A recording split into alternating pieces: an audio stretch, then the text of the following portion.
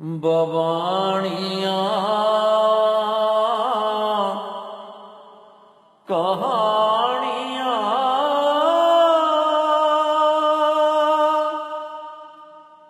पुत सपुत करे न।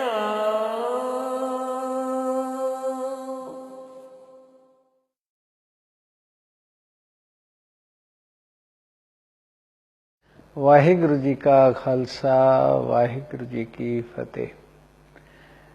गुर इतिहास ते सिख इतिहास की लड़ी के अंदर अज असी बाबा बुड्ढा जी के जीवन के उत्ते कुछ विचारां करांगे। गुर इतिहास दे अंदर गुरु शख्सियत प्रमुख नायक हैं, पर उन्हां दे जीवन दे उत्ते गल करन दे लई जद तक उन्हां दे नाल विचरदे गुरसिखां दे जीवन की गल ना की जाए तां गल अधूरी रह जाएगी। उदाहरण ली जाती है कि जे अकबर दे जीवन नूं समझना होवे, उहदे राजकाल नूं समझना होवे ते जद तक उसदे 9 रत्नां दी गल ना करो तां उसदे शासन प्रणाली उसदे प्रबंधन की गल नहीं हो सकती। तिवें जे गुरु नानक पातशाह दे जीवन की गल करनी होवे तां जद तक असी भाई मरदाना जी, बाबा बुड्ढा जी इन्हां दा जिक्र ना करिए ते गल बनदी नहीं। लियो टॉल्स्टॉय भी एक गल लिखता है कि जड़ा आम मनुख है वो किवें सोचदा है, किवें करदा है, उसके मन उत्ते की बीत रहा है, जब तक उसकी गल ना होवे इतिहास की गल नूं, इतिहास के परिवर्तन नूं, जिहड़े इतिहासक परिवर्तन होया करदे ने उन्हां नूं समझिया नहीं जा सकदा। गुरु नानक पातशाह तां तुर दरगाह तो वरसोए हुए गुरु हन। उन्हां नूं गुरियाई तुर दरगाहों प्राप्त हुई है। जदों जोत ते जुगत की गल है, जोत उस वाहिगुरु अकाल पुरख दी, पर जिहड़ा जुगत का वरतारा है वह तां इस संसार विच होया है। इसे संसार दे अंदर समय की नज़ाकत नूं वेखदियां होया जुगत बदलती रही है। जोत ओहा जुगत साए सह काया फेर पलटिया। बाबा बुड्ढा जी अजे महान गुरसिख होए हन, अजे महान आप ब्रह्म ज्ञानी होए हन कि जो एक तरफ आप गुरु शख्सियत नाल जुड़े हन, दूसरी तरफ जड़ी संगतां दी प्रतिनिधिता है वो कर रहे हन। गुरु ते संगत दे अंदर जड़ी मेल जोल दी कड़ी है वो बाबा बुड्ढा जी राही प्रगट होंदी है। ये गल ठीक है कि जदों गुरु अर्जन पातशाह जी ने गुरु आद बीड दा संकलन ते संपादन किया है तां उस वेले बाबा बुड्ढा जी नूं पहले ग्रंथी थापिया है। पहले ग्रंथी भाव गुरु के वजीर। बाबा बुड्ढा जी गुरु ग्रंथ साहब आदि गुरु ग्रंथ साहब दे संकलन संपादन तो पहला भी गुरु के वजीर ने। ते वजीर की पदवी की हुंदी है? वजीर प्रजा ते राजे दे विचकार एक लिंक, एक कड़ी का काम करता है। तिवें बाबा बुड्ढा जी ने गुरु ते संगत दे विचकार दी जड़ी कड़ी है उस जिम्मेदारी नूं बड़ी बखूबी दे नाल निभाया है। बाबा बुड्ढा जी दे जीवन की गल करिए तां इस नाशमान संसार दे अंदर आप जी का जन्म 21 अक्तूबर सन 1506 दे अंदर पिंड कथू नंगल जिला अमृतसर दे विच होया है। ਆਪ 12 ਸਾਲ ਦੇ ਹਨ, ਭਾਵ 1518 ਦੇ ਅੰਦਰ ਆਪ ਗੁਰੂ ਨਾਨਕ ਪਾਤਸ਼ਾਹ ਦੇ ਨਾਲ ਆਪ ਦੀ ਮੁਲਾਕਾਤ ਹੁੰਦੀ ਹੈ। ਗੁਰੂ ਪਾਤਸ਼ਾਹ ਜਿਵੇਂ ਸੰਗਤਾਂ ਨੂੰ ਉਪਦੇਸ਼ ਦਿੰਦੇ ਹਨ, ਤਾਂ ਆਪ ਜੀ ਮੱਝਾਂ ਚਾਰਦਿਆਂ ਇਸ ਪਾਸੇ ਲੰਘਦੇ ਹਨ ਤਾਂ ਗੁਰੂ ਨਾਨਕ ਦੀ ਸ਼ੋਭਤ ਆਪ ਦੀ ਸੰਗਤ ਨੂੰ ਮਾਣਦੇ ਹਨ। ਤੇ ਜਿਹੜਾ ਪਹਿਲਾ ਜ਼ਿਕਰ ਆਉਂਦਾ ਹੈ ਕਿ ਪੁੱਛਦੇ ਹਨ ਗੁਰੂ ਨਾਨਕ, ਤਾਂ ਆਪ ਜੀ ਦੱਸਦੇ ਹਨ, ਬਈ ਮੈਂ ਦੇਖਿਆ ਕਿ ਫੌਜਾਂ ਆਈਆਂ, ਉਹਨਾਂ ਨੇ ਖੇਤਾਂ ਦੇ ਵਿੱਚੋਂ ਲੰਘੇ, ਬਹੁਤ ਸਾਰੇ ਛੋਟੇ ਵੱਡੇ ਪੌਦੇ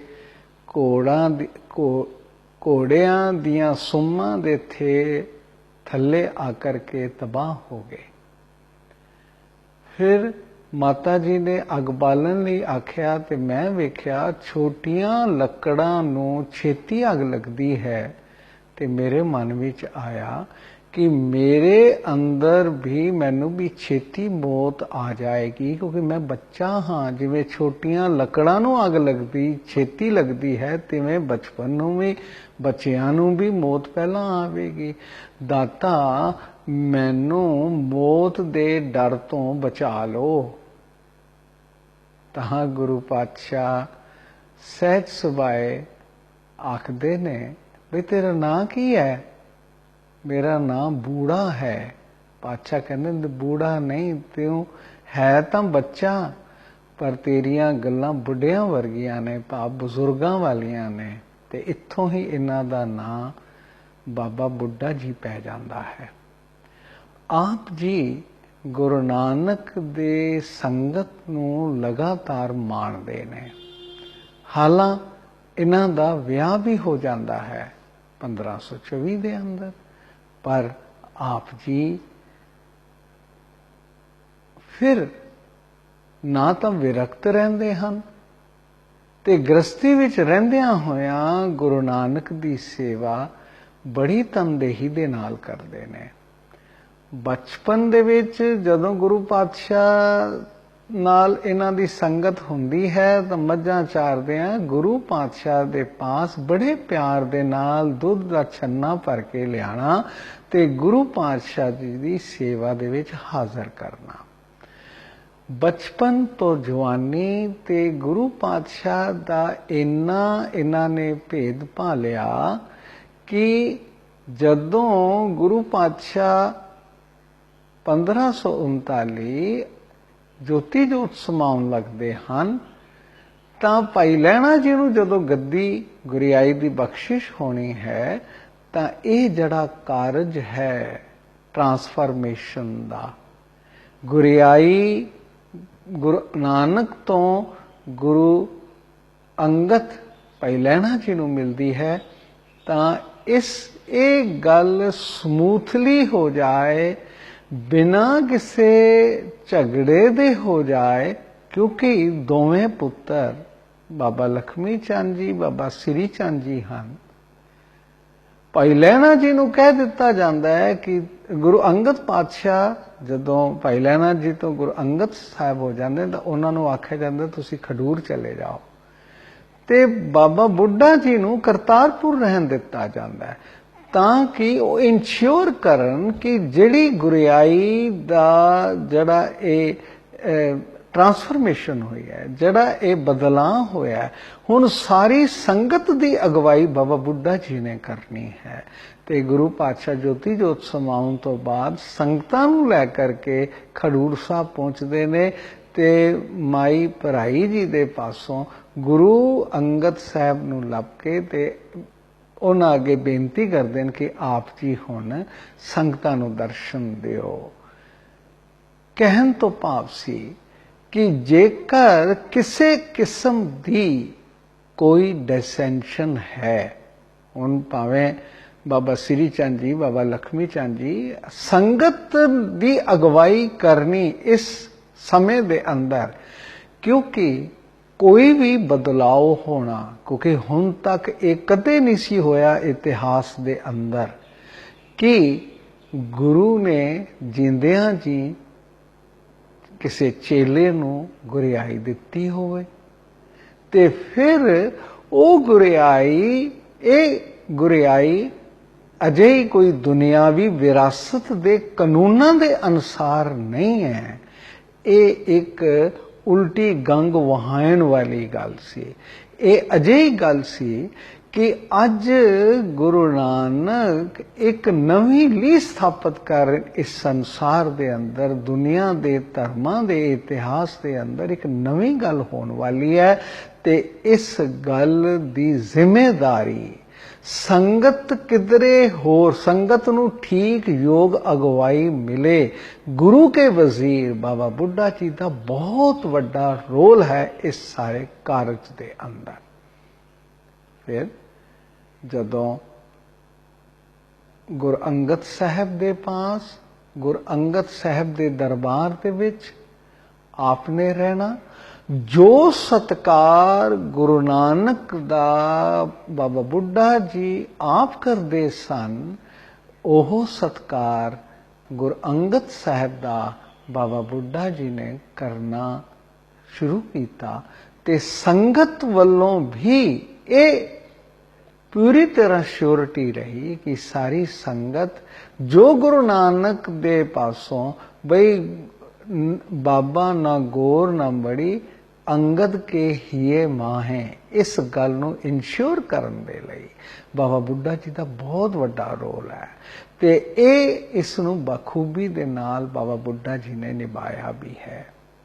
ਜਦੋਂ ਗੁਰਿਆਈ ਗੁਰੂ ਅੰਗਦ ਤੋਂ ਗੁਰੂ ਅਮਰਦਾਸ ਜੀ ਨੂੰ, ਬਾਬਾ ਅਮਰਦਾਸ ਜੀ ਨੂੰ ਦਿੱਤੀ ਜਾਂਦੀ ਹੈ ਤਾਂ ਉਸ ਵੇਲੇ ਵੀ ਇਹ ਜਿਹੜੀ ਜ਼ਿੰਮੇਵਾਰੀ ਦਾ ਨਿਭਾ ਜਿਹੜਾ ਬਾਬਾ ਬੁੱਢਾ ਜੀ ਵੱਲੋਂ ਕੀਤਾ ਜਾ ਰਿਹਾ ਹੈ। ਬਾਬਾ ਬੁੱਢਾ ਜੀ ਹੀ ਇਸ ਰਸਮ ਨੂੰ ਅਦਾ ਕਰ ਰਹੇ ਨੇ। ਸਿਰਫ ਰਸਮ ਨੂੰ ਅਦਾ ਕਰਨ ਦੀ ਹੀ ਗੱਲ ਨਹੀਂ ਹੈ, ਇਸ ਤੋਂ ਬਾਅਦ ਸਾਰੀ ਸੰਗਤ ਦੀ ਅਗਵਾਈ, ਸੰਗਤ ਦੀ ਗੱਲ ਗੁਰੂ ਤੱਕ ਪਹੁੰਚਾਉਣ ਦੀ ਗੱਲ ਹੈ। ਹੁਣ ਜੇਕਰ ਸੰਨ ਸਾਹਿਬ ਜਿਹੜਾ ਗੁਰਦੁਆਰਾ ਹੈ, ਇਹ ਵੀ ਇਸ ਗੱਲ ਦੀ ਸ਼ਾਦੀ ਕਰਦਾ ਹੈ ਕਿ ਕਿਵੇਂ ਜੇ ਬਾਹਰ ਲਿਖ ਕੇ ਲਾਇਆ ਹੈ ਕਿ ਕੋਈ ਇਸ ਥਾਂ ਤੋਂ ਦਰਵਾਜ਼ੇ ਤੋਂ ਨਹੀਂ ਆਵੇਗਾ ਤਾਂ ਆਪ ਸੰਨ ਲਾ ਕਰਕੇ, ਇਹ ਉਹਨਾਂ ਦੀ ਸਿਆਣਪ ਹੈ ਕਿ ਕਿਵੇਂ ਗੁਰੂ ਪਾਤਸ਼ਾਹ ਪਾਸ ਬੇਨਤੀ ਕਰਕੇ ਗੁਰੂ ਪਾਤਸ਼ਾਹ ਦੇ ਹੁਕਮਾਂ ਨੂੰ ਮੰਨਦਿਆਂ ਹੋਇਆਂ ਵੀ ਔਰ ਗੁਰੂ ਪਾਤਸ਼ਾਹ ਦੀ ਆਗਿਆ ਦਾ ਉਲੰਘਣ ਵੀ ਨਾ ਹੋਵੇ ਤੇ ਸੰਗਤਾਂ ਦੀ ਵੀ ਗੱਲ ਪੂਰੀ ਹੋ ਜਾਏ। ਇਹ ਜਿਹੜੀ ਸੰਨ ਦੀ ਜਿਹੜੀ ਗੱਲ ਸੀ ਕਿ ਦਰਵਾਜ਼ੇ ਥਾਣੀ ਨਹੀਂ ਤੇ ਸੰਨ ਲਾ ਕੇ ਤੇ ਜਾਇਆ ਹੀ ਜਾ ਸਕਦਾ ਹੈ। ਸੋ ਇਹ ਵੀ ਬਾਬਾ ਬੁੱਢਾ ਜੀ ਨੇ ਅਜਿਹੇ ਕਾਰਜ ਨੂੰ ਨਪੇਰੇ ਚਾੜਦੇ ਹਨ। ਜਦੋਂ ਬੌਲੀ ਦਾ ਟੱਕ ਲਗਾਣਾ ਹੈ ਤੇ ਪਹਿਲਾ ਟੱਕ ਵੀ ਬਾਬਾ ਬੁੱਢਾ ਜੀ ਲਗਾ ਰਹੇ ਹਨ। ਸੋ ਬਾਬਾ ਬੁੱਢਾ ਜੀ ਦਾ ਜਿਹੜਾ ਰੋਲ ਹੈ ਗੁਰੂ ਸੰਸਥਾ ਦੇ ਅੰਦਰ, ਸੰਗਤ ਦੀ ਅਗਵਾਈ ਦੇ ਅੰਦਰ, ਹੁਣ ਜਦੋਂ 22 ਮੰਜੀਆਂ ਸਥਾਪਿਤ ਹੁੰਦੀਆਂ ਹਨ ਗੁਰੂ ਅਮਰਦਾਸ ਜੀ ਦੇ ਸਮੇਂ, ਤਾਂ 22 ਮੰਜੀਆਂ ਦੇ ਇੰਚਾਰਜ ਜਿਹੜੇ ਨੇ ਉਹ ਵੀ ਬਾਬਾ ਬੁੱਢਾ ਜੀ ਹਨ।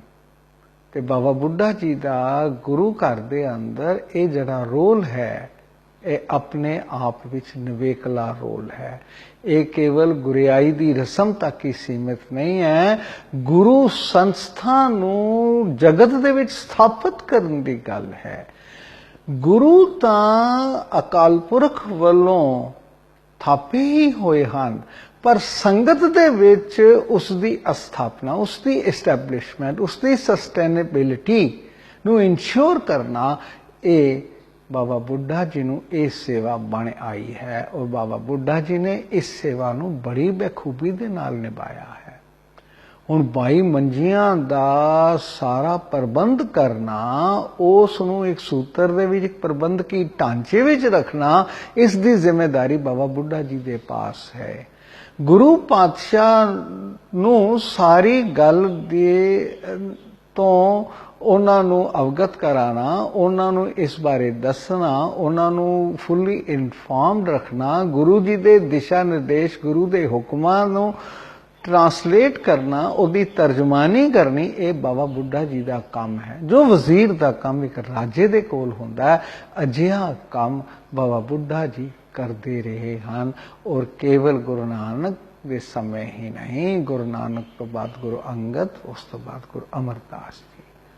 ਜੇਕਰ ਗੁਰੂ ਰਾਮਦਾਸ ਜੀ ਦੇ ਸਮੇਂ, ਹੁਣ ਜਦੋਂ ਗੁਰੂ ਅਮਰਦਾਸ ਜੀ ਤੋਂ ਗੁਰੂ ਰਾਮਦਾਸ ਜੀ ਨੂੰ ਗੁਰਿਆਈ ਮਿਲੀ ਹੈ, ਤਾਂ ਫਿਰ ਉਹੀ ਜਿਹੜੀ ਗੱਲ ਹੈ। ਇਸ ਸਮੇਂ ਤਾਂ ਜੇਕਰ ਗੁਰੂ ਅੰਗਦ ਦੇਵ ਜੀ ਤੋਂ ਬਾਬਾ ਅਮਰਦਾਸ ਜੀ ਨੂੰ ਮਿਲੀ, ਤੇ ਦਾਤੂ ਤੇ ਦਾਸੂ ਜੀ ਦਾ ਜਿਹੜਾ ਵਿਰੋਧ ਹੈ, ਉਸ ਨੂੰ ਸੁਲਝਾਉਣ ਦੇ ਵਿੱਚ ਮਾਤਾ ਖੀਵੀ ਜੀ ਦਾ ਤੇ ਬਾਬਾ ਬੁੱਢਾ ਜੀ ਦਾ ਬਹੁਤ ਵੱਡਾ ਹੱਥ ਹੈ। ਇਹ ਗੱਲ ਵੱਖਰੀ ਹੈ ਕਿ ਦਾਤੂ ਜੀ ਤਾਂ ਗੁਰੂ ਅਮਰਦਾਸ ਜੀ ਪਾਸੋਂ ਹੀ ਨਤਮਸਤਕ ਹੋ ਕੇ ਖਿਮਾ ਦੀ ਯਾਚਨਾ ਕਰਦੇ ਨੇ, ਤੇ ਦਾਸੂ ਜੀ ਗੁਰੂ ਅਰਜਨ ਸਾਹਿਬ ਦੇ ਸਮੇਂ ਆ ਕਰਕੇ ਗੁਰੂ ਘਰ ਦੇ ਅਨੁਯਾਈ ਬਣਦੇ ਹਨ। ਇਤਨੇ ਸਮੇਂ ਤੱਕ ਉਹ ਵਿਰੋਧ ਵਿੱਚ ਹੀ ਰਹਿੰਦੇ ਹਨ, ਪਰ ਇਸ ਵਿਰੋਧ ਦਾ ਸੰਗਤਾਂ ਦੇ ਉੱਤੇ ਕੋਈ ਪ੍ਰਭਾਵ ਨਾ ਪਵੇ, ਇਹ ਬਾਬਾ ਬੁੱਢਾ ਜੀ ਇਨਸ਼ੋਰ ਕਰ ਰਹੇ ਹਨ। ਗੁਰੂ ਭਾਈ ਜੇਠਾ ਜੀ ਨੂੰ ਜਦੋਂ ਗੁਰਿਆਈ ਦੀ ਜ਼ਿੰਮੇਵਾਰੀ ਮਿਲਦੀ ਹੈ, ਤੇ ਸਾਰਿਆਂ ਤੋਂ ਪਹਿਲਾ ਕੰਮ ਗੁਰੂ ਰਾਮਦਾਸ ਜੀ ਦੇ ਸਮੇਂ ਜਿਹੜਾ ਹੁੰਦਾ ਹੈ, ਉਹ ਹੈ ਸਰੋਵਰ ਨਗਰ ਨੂੰ ਵਸਾਉਣਾ ਤੇ ਸਰੋਵਰ ਦੀ ਖੁਦਾਈ। ਤੇ ਸਰੋਵਰ ਦੀ ਖੁਦਾਈ ਦੇ ਵਿੱਚ ਜਿਹੜਾ ਰੋਲ ਬਾਬਾ ਬੁੱਢਾ ਜੀ ਦਾ ਹੈ, ਸਾਰੀ ਦੇਖ ਰੇਖ ਬਾਬਾ ਬੁੱਢਾ ਜੀ ਦੀ।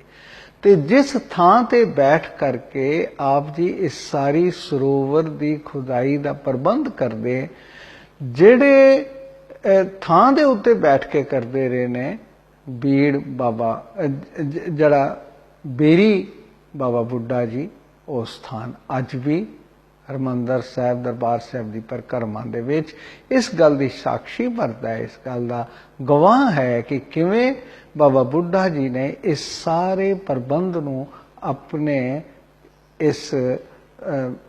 ਇਸ ਨੂੰ ਪੂਰੀ ਤਨਦੇਹੀ ਦੇ ਨਾਲ ਨਿਭਾਇਆ ਹੈ। ਗੁਰੂ ਅੰਗਦ ਸਾਹਿਬ ਨੂੰ ਗੁਰਿਆਈ 1539 ਵਿੱਚ ਗੁਰੂ ਨਾਨਕ ਪਾਤਸ਼ਾਹ ਜੀ ਦੇ ਜੋਤੀ ਜੋਤ ਸਮਾਨ ਤੋਂ ਪਹਿਲਾਂ ਹੀ ਦੇ ਦਿੱਤੀ ਗਈ, ਤੇ ਵੇ 1552 ਦੇ ਅੰਦਰ ਤੀਜੇ ਪਾਤਸ਼ਾਹ ਗੁਰੂ ਅਮਰਦਾਸ ਜੀ ਨੂੰ ਗੁਰਿਆਈ ਦਿੱਤੀ ਜਾਂਦੀ ਹੈ, ਤੇ 1574 ਦੇ ਵਿੱਚ ਜਿਹੜੀ ਗੁਰਿਆਈ ਦੀ ਰਸਮ ਚੌਥੇ ਨਾਨਕ ਗੁਰੂ ਰਾਮਦਾਸ ਜੀ ਪਾਸ ਹੁੰਦੀ ਹੈ, ਤਾਂ ਇਹ ਕਾਰਜ ਵੀ ਜਿਹੜਾ ਸੰਪੰਨਤਾ ਹੈ, ਇਹ ਬਾਬਾ ਬੁੱਢਾ ਜੀ ਦੇ ਰਾਹੀਂ ਹੁੰਦਾ ਹੈ। ਅਕਬਰ ਨੇ ਬਹੁਤ ਸਾਰੀ ਜ਼ਮੀਨ ਜਿਹੜੀ ਦੇਣਾ ਕੀਤੀ, ਜਿਸ ਨੂੰ ਬੀੜ ਬਾਬਾ ਬੁੱਢਾ ਜੀ ਆਖਿਆ ਜਾਂਦਾ ਹੈ। ਬੀੜ ਤੋਂ ਭਾਵ ਜੰਗਲ ਹੁੰਦਾ ਹੈ।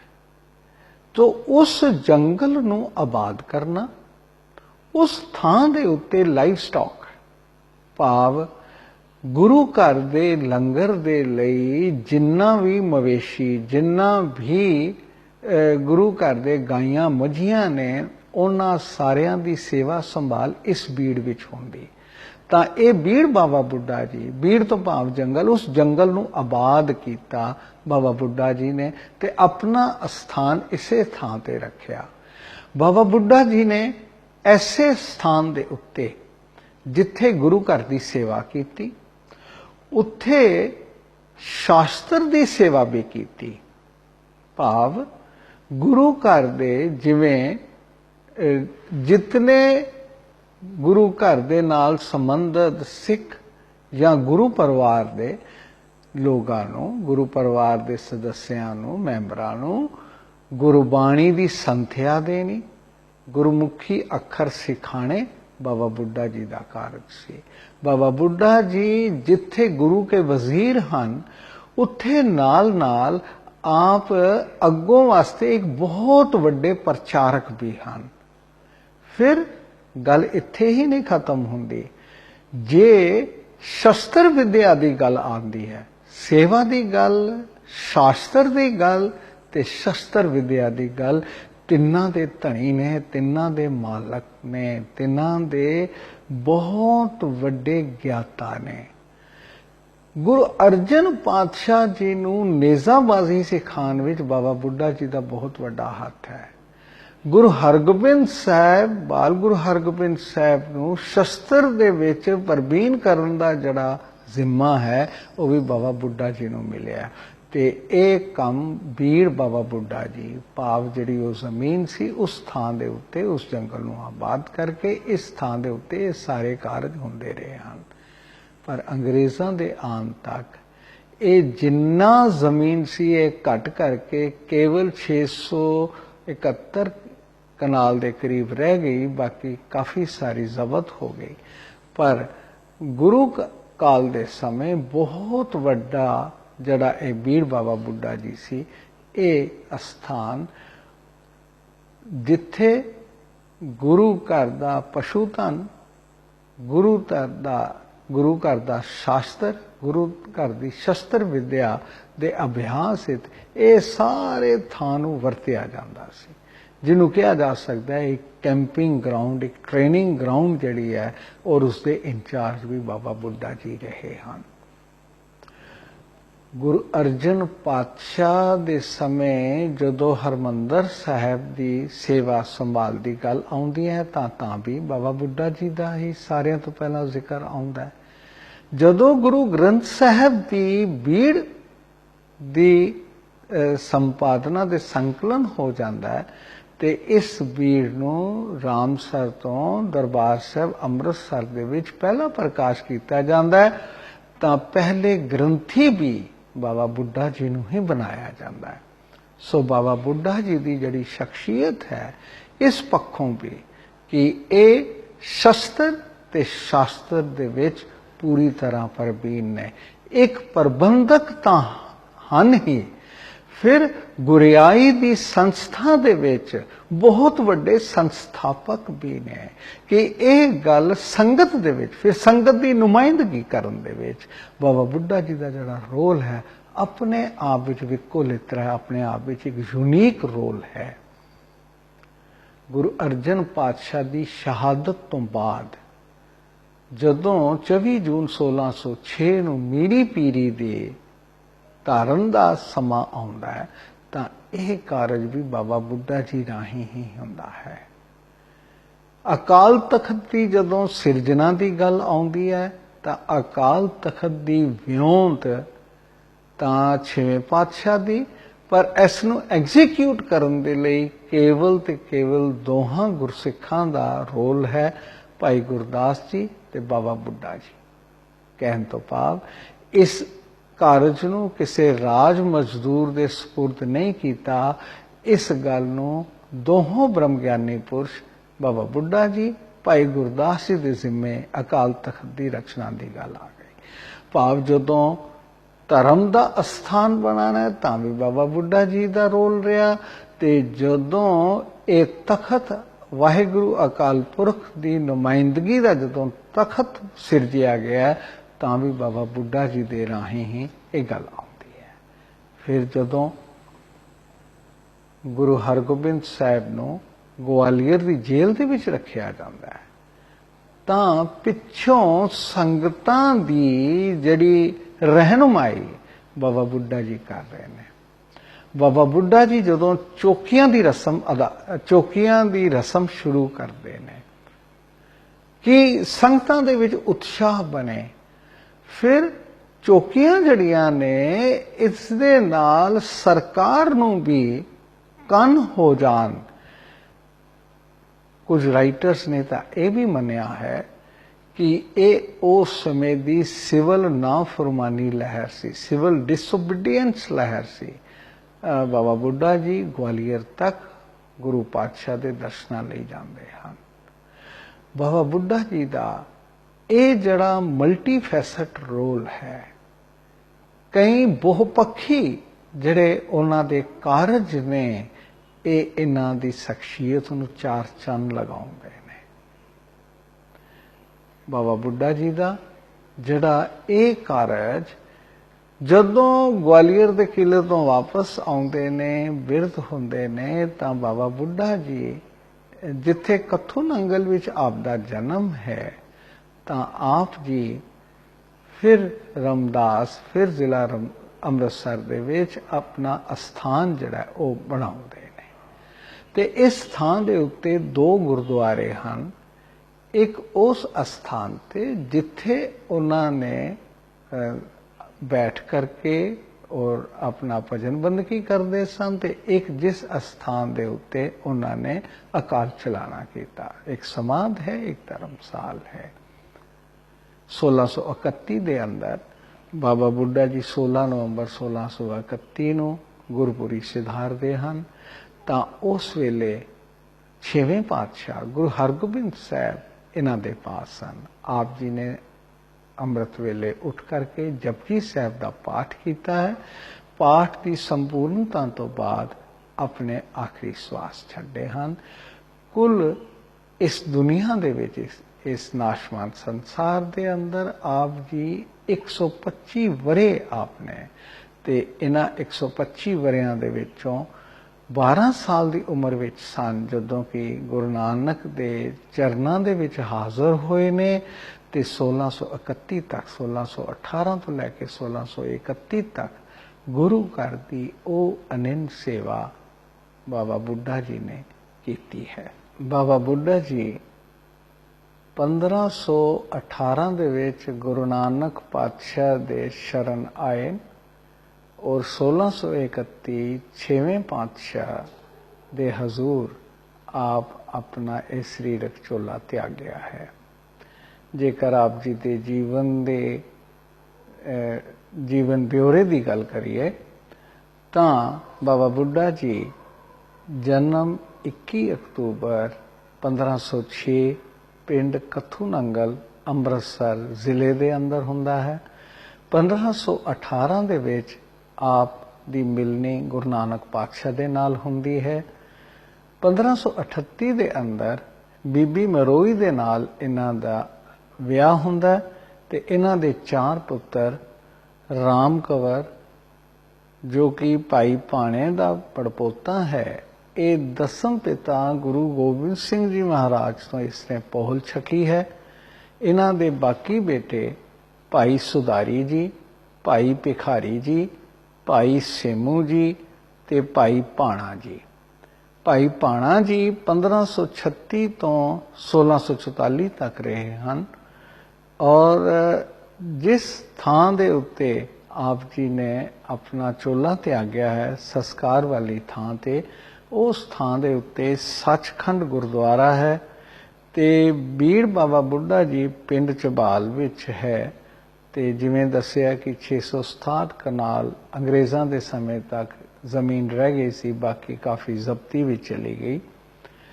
1538 ਵਿੱਚ ਆਪ ਜੀ ਦਾ ਵਿਆਹ ਹੁੰਦਾ ਹੈ। 1539 ਦੇ ਅੰਦਰ ਗੁਰੂ ਅੰਗਦ ਸਾਹਿਬ ਨੂੰ ਗੁਰਿਆਈ ਦੀ ਰਸਮ ਬਾਬਾ ਬੁੱਢਾ ਜੀ ਦੇ ਰਾਹੀਂ ਹੈ। ਇਸ ਰਸਮ ਦੇ ਵਿੱਚ ਮੁੱਖ ਗੱਲ ਹੈ ਕਿ ਗੁਰਿਆਈ ਦੀ ਬਖਸ਼ਿਸ਼ ਤਾਂ ਧੁਰ ਦਰਗਾਹੋਂ ਹੈ, ਪਰ ਸੰਗਤ ਵਿੱਚ ਉਸ ਨੂੰ ਸਥਾਪਿਤ ਕਰਨਾ, ਸੰਗਤ ਦੀ ਰਹਿਨਮਾਈ, ਸੰਗਤ ਵੱਲੋਂ ਜਿਹੜੀ ਇਸ ਦੇ ਵਿੱਚ ਪ੍ਰਵਾਨ ਕਰਨਾ, ਇਹ ਬਾਬਾ ਬੁੱਢਾ ਜੀ ਰਾਹੀਂ ਹੁੰਦਾ। 1552 ਵਿੱਚ ਤੀਜੇ ਪਾਤਸ਼ਾਹ ਦੀ ਗੁਰਿਆਈ ਦੀ ਰਸਮ ਵੀ ਬਾਬਾ ਬੁੱਢਾ ਜੀ ਰਾਹੀਂ, ਔਰ ਤੀਜੇ ਪਾਤਸ਼ਾਹ ਦੇ ਸਮੇਂ ਹੀ ਬੀੜ ਬਾਬਾ ਬੁੱਢਾ ਜੀ ਨੂੰ ਆਬਾਦ ਕਰਨਾ, ਇਹ ਬਾਬਾ ਬੁੱਢਾ ਜੀ ਮੁੱਖ ਕਾਰਜ ਇਸ ਸਮੇਂ ਕਰਦੇ ਨੇ ਗੁਰੂ ਅਮਰਦਾਸ ਜੀ ਦੇ ਸਮੇਂ। ਔਰ ਇਸੇ ਬੀੜ ਦੇ ਵਿੱਚ ਜੇਕਰ ਜਿਹੜਾ ਜਿਤਨਾ ਪਸ਼ੂ ਧਨ ਹੈ, ਜਿਹੜਾ ਲਾਈਫ ਸਟਾਕ ਹੈ ਗੁਰੂ ਘਰ ਨਾਲ ਸੰਬੰਧਿਤ, ਜਿਹੜਾ ਦੁੱਧ ਇਤਿਆਦ ਜਿਹੜਾ ਲੰਗਰ ਦੇ ਵਿੱਚ ਚਾਹੀਦਾ ਹੈ, ਉਹ ਇੱਥੋਂ ਬੀੜ ਬਾਬਾ ਬੁੱਢਾ ਜੀ ਤੋਂ ਜਾਂਦਾ ਹੈ। ਫਿਰ ਸ਼ਸਤਰ ਤੇ ਸ਼ਾਸਤਰ ਦਾ, ਫੌਜੀ ਟ੍ਰੇਨਿੰਗ ਦਾ ਜਿਹੜਾ ਅਸਥਾਨ, ਜਿਹੜਾ ਕੇਂਦਰੀ ਸਥਾਨ, ਉਹ ਵੀ ਬੀੜ ਬਾਬਾ ਬੁੱਢਾ ਜੀ ਬਣਦਾ ਹੈ। 1574 ਚੌਥੇ ਪਾਤਸ਼ਾਹ ਗੁਰੂ ਰਾਮਦਾਸ ਜੀ ਦੀ ਗੁਰਿਆਈ ਵੀ ਦੀ ਰਸਮ ਬਾਬਾ ਬੁੱਢਾ ਜੀ ਕਰਦੇ ਹਨ। ਔਰ ਇਸੇ ਸਮੇਂ ਜਿਹੜਾ ਸਰੋਵਰ ਦੀ ਖੁਦਾਈ ਦੀ ਦੇਖ ਰੇਖ ਵੀ ਬਾਬਾ ਬੁੱਢਾ ਜੀ ਰਾਹੀਂ ਹੀ ਹੁੰਦੀ ਹੈ। 22 ਮੰਜੀਆਂ ਤੇ ਮਸੰਦਾਂ ਦੀ ਜਿਹੜੀ ਪ੍ਰਬੰਧਕੀ ਜਿਹੜਾ ਪ੍ਰਬੰਧ ਹੈ, ਉਹ ਵੀ ਬਾਬਾ ਬੁੱਢਾ ਜੀ ਦੇ ਰਾਹੀਂ ਤੀਜੇ ਪਾਤਸ਼ਾਹ ਸਮੇਂ, ਚੌਥੇ ਪਾਤਸ਼ਾਹ ਸਮੇਂ ਪ੍ਰਚਾਰ ਦਾ ਸਾਰਾ ਪ੍ਰਬੰਧ ਜਿਹੜਾ ਹੈ ਉਹਦੀ ਦੇਖ ਰੇਖ ਵੀ ਬਾਬਾ ਬੁੱਢਾ ਜੀ ਕਰ ਰਹੇ ਹਨ। ਹਰਮੰਦਰ ਸਾਹਿਬ ਜਦੋਂ ਬਣਾਇਆ ਜਾਂਦਾ ਹੈ ਤਾਂ ਬਾਬਾ ਬੁੱਢਾ ਜੀ ਰਾਹੀਂ ਹੀ ਇਸ ਦੀ ਸਾਰੀ ਜਿਹੜੀ ਪ੍ਰਬੰਧ ਹੈ ਬਾਬਾ ਬੁੱਢਾ ਜੀ ਰਾਹੀਂ। ਤੇ ਜਦੋਂ ਗੁਰੂ ਗ੍ਰੰਥ ਸਾਹਿਬ ਦੀ ਸੰਪਾਦਨਾ ਹੋ ਜਾਂਦੀ ਹੈ ਤੇ ਪਹਿਲੇ ਗ੍ਰੰਥੀ ਵੀ ਬਾਬਾ ਬੁੱਢਾ ਜੀ ਬਣਦੇ ਹਨ। ਸੋ 1581 ਵਿੱਚ ਗੁਰੂ ਅਰਜਨ ਸਾਹਿਬ ਦੀ ਸੇਵਾ ਦੇ ਵਿੱਚ ਔਰ ਉਹਨਾਂ ਦੀ ਗੁਰਿਆਈ ਦੀ ਰਸਮ ਵੀ ਬਾਬਾ ਬੁੱਢਾ ਜੀ ਰਾਹੀਂ ਹੀ ਹੁੰਦੀ ਹੈ। 1604 ਦੇ ਅੰਦਰ ਜਦੋਂ ਗੁਰੂ ਗ੍ਰੰਥ ਸਾਹਿਬ ਦਾ ਪਹਿਲਾ ਪ੍ਰਕਾਸ਼ ਸਤੰਬਰ ਵਿੱਚ ਹੁੰਦਾ ਹੈ ਤਾਂ ਬਾਬਾ ਬੁੱਢਾ ਜੀ ਪਹਿਲੇ ਗ੍ਰੰਥੀ ਹਨ। 1606 ਵਿੱਚ ਜਦੋਂ ਮੀਰੀ ਪੀਰੀ ਧਾਰਨ ਦਾ ਸਮਾਂ ਆਉਂਦਾ ਹੈ ਤੇ ਇਹ ਵੀ ਬਾਬਾ ਬੁੱਢਾ ਜੀ ਰਾਹੀਂ ਹੀ ਹੁੰਦਾ ਹੈ। ਤੇ ਜਦੋਂ ਅਕਾਲ ਤਖਤ ਦੀ ਰਚਨਾ ਦਾ ਕਾਰਜ ਆਉਂਦਾ ਹੈ, ਇਹਦੀ ਸਿਰਜਣਾ ਦਾ ਕਾਰਜ ਆਉਂਦਾ ਤੇ ਇਹ ਵੀ ਬਾਬਾ ਬੁੱਢਾ ਜੀ ਹੀ ਕਰਦੇ ਨੇ।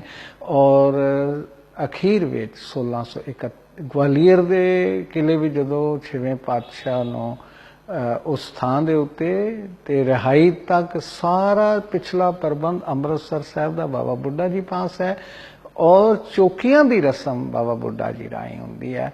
ਤੇ ਉੱਥੋਂ ਦੀ ਰਿਹਾਈ ਤੋਂ ਬਾਅਦ ਜਦੋਂ ਵਾਪਸ ਆਉਂਦੇ ਹਨ ਤਾਂ ਬਾਬਾ ਬੁੱਢਾ ਜੀ ਹੀ ਇਹ ਜਿਹੜਾ ਸਾਰਾ ਕਾਰਜ ਹੈ ਕਰਦੇ ਨੇ।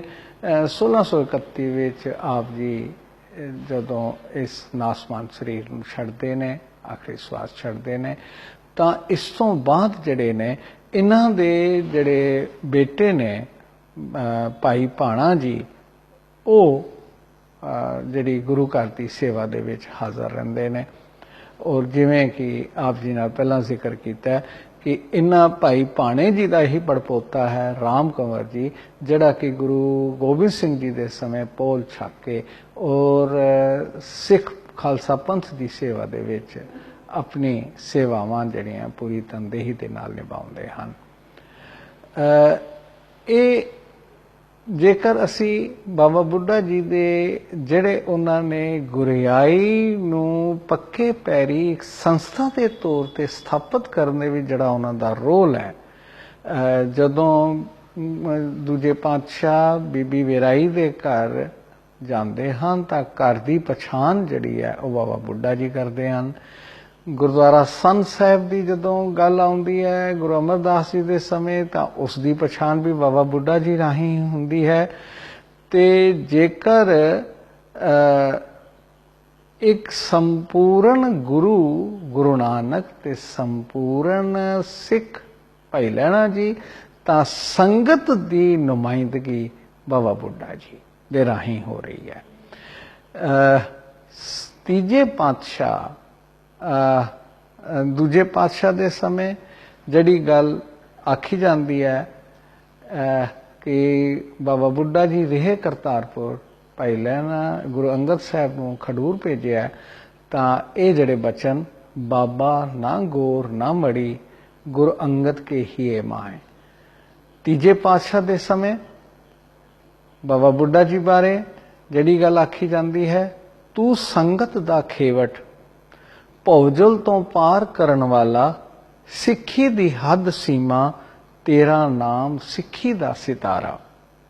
ਗੁਰਪ੍ਰਤਾਪ ਸੂਰਜ ਵਿੱਚ ਇਹ ਸੰਗਤ ਕੋ ਬਹੁਤ ਆਹ ਭਾਰਾ, ਭੌਜਲ ਤੇ ਕਰ ਹੈ ਨਿਸਤਾਰਾ, ਸਿੱਖੀ ਅਵਧ ਨ ਇਸਤੇ ਪਰੇ, ਨਾਮ ਲੈ ਬਨ ਬਿਘਨ ਸੋਹਰੇ।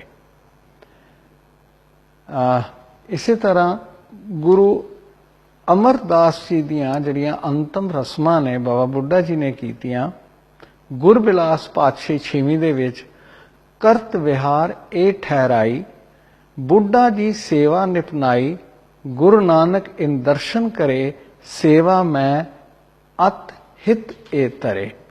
ਗੁਰੂ ਨਾਨਕ ਸਾਹਿਬ ਦੇ ਸਮੇਂ ਬਾਬਾ ਸ੍ਰੀ ਚੰਦ ਜੀ ਦਾ ਜਿਹੜਾ ਵਿਰੋਧ ਰਿਹਾ, 6ਵੇਂ ਪਾਤਸ਼ਾਹ ਦੇ ਸਮੇਂ ਬਾਬਾ ਸ੍ਰੀ ਚੰਦ ਜੀ ਮੁੜ ਸਿੱਖੀ ਦੇ ਅੰਦਰ ਗੁਰੂ ਹਰਗੋਬਿੰਦ ਸਾਹਿਬ ਦੇ ਸਮੇਂ ਆਪਣਾ ਆਪਾ ਅਭੇਦ ਕਰ ਦਿੰਦੇ ਹਨ। ਮਾਤਾ ਖੀਵੀ ਜੀ ਰਾਹੀਂ ਦਾਤੂ ਜੀ ਦਾ ਜਿਹੜਾ ਵਿਰੋਧ ਚੱਲ ਰਿਹਾ ਸੀ, ਮਾਤਾ ਖੀਵੀ ਜੀ ਤੇ ਬਾਬਾ ਬੁੱਢਾ ਜੀ ਦੇ ਰਾਹੀਂ ਇਸ ਵਿਰੋਧ ਦੀ ਸਮਾਪਤੀ ਹੁੰਦੀ ਹੈ। ਦਾਸੂ ਜੀ ਜੋ ਵਿਰੋਧ ਕਰ ਰਹੇ ਸਨ, ਉਸ ਦੀ ਸਮਾਪਤੀ ਗੁਰੂ ਅਰਜਨ ਸਾਹਿਬ ਦੇ ਸਮੇਂ ਹੁੰਦੀ ਹੈ। ਇਸ ਵਿੱਚ ਵੀ ਬਾਬਾ ਬੁੱਢਾ ਜੀ ਦਾ ਬਹੁਤ ਵੱਡਾ ਰੋਲ ਆਉਂਦਾ ਹੈ। ਗੁਰੂ ਰਾਮਦਾਸ ਜੀ ਦੀ ਗੁਰਿਆਈ ਸਮੇਂ ਜਿਵੇਂ ਸੁੰਦਰ ਜੀ ਨੇ ਰਾਮਕਲੀ ਸੱਦ ਦੇ ਅੰਦਰ ਮੋਹਰੀ ਪੁੱਤ ਸਨਮੁਖ ਹੋਇਆ, ਕੋਈ ਨਿਵੇ ਨਾਈ ਸਤਿਗੁਰੂ ਆਪ ਨਿਵਾਇਆ, ਤੇ ਸੰਗਤ ਸਾਰੀ ਸੰਗਠਿਤ ਰਹੇ, ਇੱਕ ਪ੍ਰਬੰਧ ਦੇ ਵਿੱਚ ਰਹੇ। ਇਹ ਸਮੂਥਲੀ ਤੇ ਡਿਸੈਂਸ਼ਨਸ ਵੱਲ ਕੋਈ ਤਵੱਜੋ ਨਾ ਦੇਵੇ, ਇਸ ਵਿੱਚ ਬਹੁਤ ਵੱਡਾ ਰੋਲ ਬਾਬਾ ਬੁੱਢਾ ਜੀ ਦਾ ਰਹਿੰਦਾ ਹੈ। ਬਾਬਾ ਪ੍ਰਿਥੀ ਚੰਦ ਜੀ ਦਾ ਜਿਹੜਾ ਰੋਲ ਸੀ, ਜਿਵੇਂ ਗੁਰੂ ਰਾਮਦਾਸ ਜੀ ਨੇ ਕਾਹੇ ਪੂਤ ਝਗਰਤ ਹੋ ਸੰਗ ਬਾਪ, ਜਿਨਕੇ ਜਨੇ ਜਠੀਰੇ ਤੁਮ 300 ਝਗਰਤ ਪਾਪ, ਗੁਰੂ ਸਾਹਿਬ ਨੇ ਵੀ ਸਮਝਾਇਆ। ਤੇ ਜੇਕਰ ਉਹਨਾਂ ਨੇ ਨਾਕਾਬੰਦੀ ਵੀ ਕੀਤੀ ਹੈ, ਤੇ ਅੰਮ੍ਰਿਤਸਰ ਦੀ ਨਾਕਾਬੰਦੀ ਨੂੰ ਖੁਲਵਾਉਣ ਦੇ ਵਿੱਚ ਬਾਬਾ ਬੁੱਢਾ ਜੀ ਦਾ ਤੇ ਭਾਈ ਗੁਰਦਾਸ ਜੀ ਦਾ ਬਹੁਤ ਵੱਡਾ ਰੋਲ ਹੈ ਜੀ। ਜੋਤ ਓਹਾ ਜੁਗਤ ਸਾਏ ਸਹਿ ਕਾਇਆ ਫੇਰ ਪਲਟੀਐ। ਜੁਗਤ ਪਲਟਣ ਦੇ ਨਾਲ ਪਰਿਵਰਤਨ ਦੀ ਤਿਆਰੀ, ਕਿਉਂਕਿ ਕੋਈ ਵੀ ਚੇਂਜ ਹੋਵੇ, ਆਮ ਲੋਕ ਚੇਂਜ ਨੂੰ ਐਕਸੈਪਟ ਨਹੀਂ ਕਰਦੇ, ਪਰ ਇਹ ਚੇਂਜ ਐਕਸੈਪਟ ਹੋ ਜਾਏ, ਇਹ ਚੇਂਜ ਲੋਕਾਂ ਦੇ ਵਿੱਚ ਇਹ ਸਹਰ ਸਵੀਕਾਰ ਹੋ ਜਾਏ ਤੇ ਇਸ ਦੀ ਤਿਆਰੀ ਸੰਗਤ ਕਰੇ, ਇਹ ਵੱਡਾ ਰੋਲ ਸੀ ਬਾਬਾ ਬੁੱਢਾ ਜੀ ਦਾ। ਤੇ ਇਸ ਦੇ ਵਿੱਚ ਬਾਬਾ ਬੁੱਢਾ ਜੀ ਦੀ ਜਿਹੜੀ ਸ਼ਖਸੀਅਤ ਹੈ, ਉਹਨਾਂ ਦੇ ਜਿਹੜੇ ਪ੍ਰਬੰਧਕੀ ਗੁਣ ਨੇ, ਉਹ ਸਾਫ਼ ਪ੍ਰਗਟ ਹੁੰਦੇ ਹਨ। ਗੁਰੂ ਨਾਨਕ ਜੇਕਰ ਕਰਤਾਰਪੁਰ ਦੇ ਅੰਦਰ ਆਪ ਖੇਤੀ ਕੀਤੀ ਹੈ, ਜਿੰਨਾ ਅੰਨ ਉਪਜਾਇਆ ਉਸ ਨੂੰ ਲੰਗਰ ਵਿੱਚ ਪਾਇਆ, ਤੇ ਇਉਂ ਲੰਗਰ ਦੀ ਰੀਤ ਤੋਰੀ ਹੈ। ਤੇ ਖਡੂਰ ਰਹਿ ਕੇ ਗੁਰੂ ਅੰਗਦ ਸਾਹਿਬ ਆਪ ਮੁੰਝ ਵਟਦੇ ਰਹੇ ਹਨ, ਤੇ ਘਰ ਦਾ ਗੁਜ਼ਾਰਾ ਇਸ ਤੋਂ ਕਰਨਾ ਹੈ। ਚੜਾਵਾ ਜਿੰਨਾ ਵੀ ਆਇਆ ਉਹ ਸੰਗਤ ਦੀ ਸਹੂਲਤ ਲਈ ਹੈ। ਤੇ ਬਾਬਾ ਬੁੱਢਾ ਜੀ ਵੀ ਆਪ ਹੱਥੀਂ ਮਿਹਨਤ ਕਰਦੇ ਹਨ, ਖੇਤੀ ਕਰਦੇ ਹਨ, ਡੰਗਰ ਚਾਰਦੇ ਹਨ, ਡੰਗਰ ਪਾਲਦੇ ਹਨ। ਨੱਥੂ ਨੰਗਲ ਵਿਖੇ ਵੀ ਆਪ ਇਹ ਸੇਵਾ ਆਪ ਕਰਦੇ ਹਨ। ਤੇ ਜਦੋਂ ਗੁਰੂ ਅਮਰਦਾਸ ਜੀ ਨੇ ਇਹਨਾਂ ਨੂੰ ਬੀੜ ਵਸਾਉਣ ਵਾਸਤੇ ਆਖਿਆ, ਤੇ ਉਸ ਦਾ ਨਾਮ ਬੀੜ ਬਾਬਾ ਬੁੱਢਾ ਜੀ ਬਣ ਜਾਂਦਾ ਹੈ। ਤੇ ਬਾਬਾ ਬੁੱਢਾ ਜੀ ਇਸ ਤਰ੍ਹਾਂ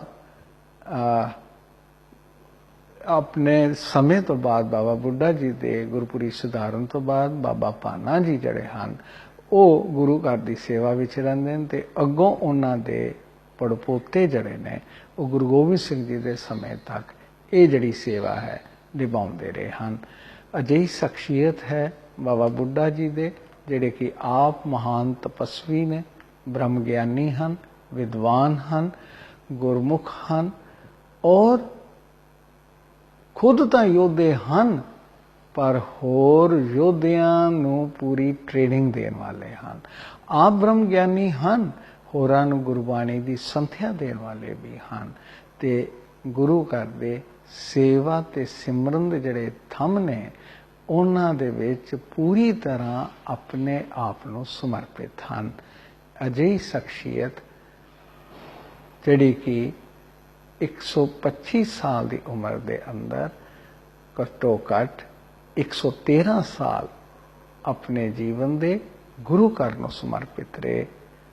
ਧੰਨ ਹਨ ਬਾਬਾ ਬੁੱਢਾ ਜੀ, ਧੰਨ ਹਨ ਬਾਬਾ ਬੁੱਢਾ ਜੀ। ਵਿਚਾਰਾਂ ਕਰਦਿਆਂ ਹੋਈਆਂ ਭੁੱਲਾਂ ਦੀ ਖਿਮਾ। ਵਾਹਿਗੁਰੂ ਜੀ ਕਾ ਖਾਲਸਾ, ਵਾਹਿਗੁਰੂ ਜੀ ਕੀ ਫਤਿਹ। ਬਵਾਣੀਆਂ ਕਹਾਣੀਆਂ